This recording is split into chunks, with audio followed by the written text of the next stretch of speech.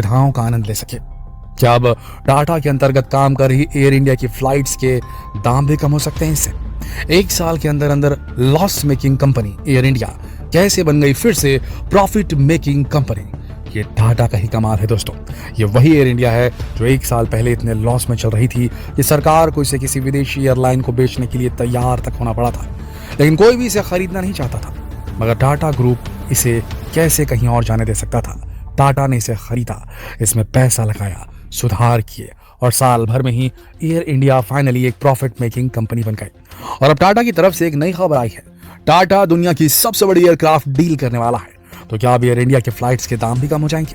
जैसे टाटा के बाकी व्हीकल्स हर वर्ग के लोगों के लिए अफोर्डेबल होते हैं, क्या फ्लाइट भी अफोर्डेबल होगी? क्या मकसद है इस सबसे बड़ी एयरक्राफ्ट डील के पीछे टाटा की? क्या है ये पूरी डील जो सुनकर पूरा विश्व हैरान है? कैसे टाटा बना रहा है एयर इंडिया को सबसे खास? चलिए आपको बता दें टाटा और एयर इंडिया के इस कनेक्शन से जुड़ी पूरी जानकारी। तो बने रहिए इस वीडियो के अंत तक, और अगर आपने अब तक हमारे चैनल को सब्सक्राइब नहीं किया तो यही सही समय, अभी सब्सक्राइब कीजिए और बेल आइकन को प्रेस करना ना भूलें। वैसे सोचने वाली बात है कि एयर इंडिया जैसी लॉस मेकिंग कंपनी को आखिर टाटा ने खरीदा ही क्यों? एक लॉस मेकिंग कंपनी को खरीदना किसी भी एंटरप्राइज के लिए बहुत बड़ा रिस्क होता है, लेकिन फिर भी टाटा ने यह रिस्क लिया, शायद भारत के मान के लिए। टाटा ने इसे 18,000 करोड़ रुपए में 18,000 करोड़ तक लॉस में जा चुकी थी। सरकार ने पूरे एक साल तक इसे बेचने के कितने ही प्रयास किए, और उसके बाद आखिर में टाटा जाकर इसके ऑक्शन में, इसकी बोली लगाने के कार्यक्रम में शामिल और इस कंपनी को अपने नाम कर लिया। दोस्तों, टाटा का इस लॉस मेकिंग कंपनी को खरीदने का सबसे बड़ा कारण तो यही था कि एयर इंडिया के फाउंडर टाटा ही थे। जी हाँ, आपको अगर ना मालूम हो तो बता दें, इतिहास कुछ ऐसा ही है। टाटा की ही थी कभी एयर इंडिया, टाटा के ही दिमाग की उपज थी एयर इंडिया। जहांगीर रतन जी दादा भाई टाटा यानी कि JRD टाटा, जिन्होंने 1932 में एयर इंडिया की शुरुआत टाटा एयरलाइंस के नाम से की थी। ये एयरलाइन उनका बहुत बड़ा सपना थी। 1946 में टाटा सन्स ने इसका नाम एयर इंडिया में बदल दिया गया। फिर 1948 में यूरोप तक फ्लाइट सर्विस शुरू करने के लिए एयर इंडिया इंटरनेशनल की शुरुआत की गई, लेकिन इसमें 49% हिस्सेदारी सरकार की थी, 29% टाटा की और बाकी हिस्सेदारी पब्लिक की। टाटा ने अपनी इस एयरलाइन को दुनिया में सबसे अलग बनाया था।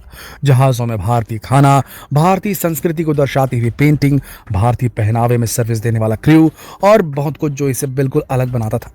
लेकिन फिर 1953 में एयर इंडिया की हिस्ट्री का सबसे गलत फैसला लिया गया।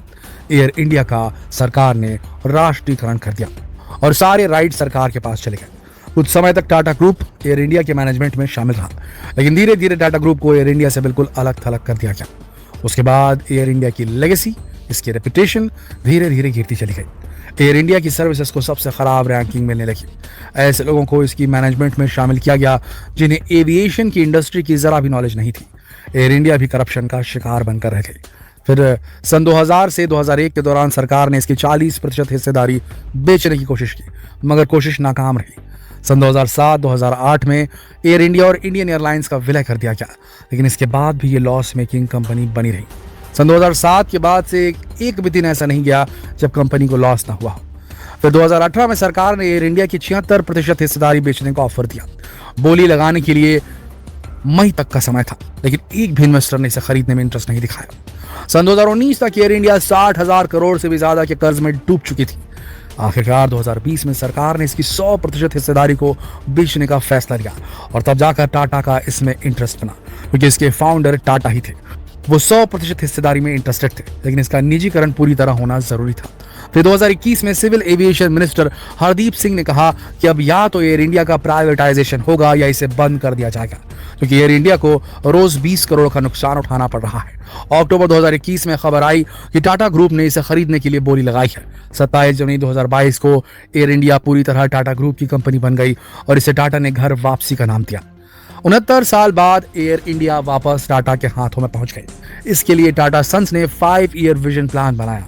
अगस्त में कंपनी ने बताया कि एयर इंडिया के रेवेन्यू में 64% का इंक्रीज देखने को मिला है। पैसेंजर्स की संख्या में 80% की इंप्रूवमेंट हुई है और भी बहुत से इंप्रूवमेंट हुए हैं। लेकिन कैसे? दोस्तों, अब ये एयरलाइंस टाटा के अंडर आ गई थी। आते ही इसमें 1200 नए प्रोफेशनल्स को अपॉइंट किया गया, सर्विसेज को इंप्रूव किया गया, ऑन टाइम परफॉर्मेंस को इंश्योर किया गया और सबसे बड़ा कदम था टाटा सन्स की विस्तारा और एयर एशिया इंडिया को एयर इंडिया में इंक्लूड कर देना, जिससे एयरक्राफ्ट्स की भी संख्या बढ़ गई और टाटा की गुडविल की वजह से भी लोगों का ट्रस्ट एयर इंडिया पर बढ़ गया। टाटा का विजन है कि air India domestic aviation market की 30% हिस्सेदारी को कैप्चर कर पाए। टाटा में इतने सारे चेंजेस होने के बाद अब खबर है कि टाटा ग्रुप वर्ल्ड की largest commercial aircraft deal announce करने वाला है। टाटा ग्रुप अब एयर इंडिया में कुछ नए और मोस्ट एडवांस कमर्शियल जेटलाइनर्स को शामिल करने वाला है, जिसे इतिहास की लार्जेस्ट एविएशन डील भी कहा जा रहा है। इसमें बोइंग और एयरबस के लॉन्ग, मीडियम और शॉर्ट मीडियम रेंज एयरक्राफ्ट शामिल हैं। इसमें अल्ट्रा लॉन्ग हाउल जेटलाइनर्स भी होंगे,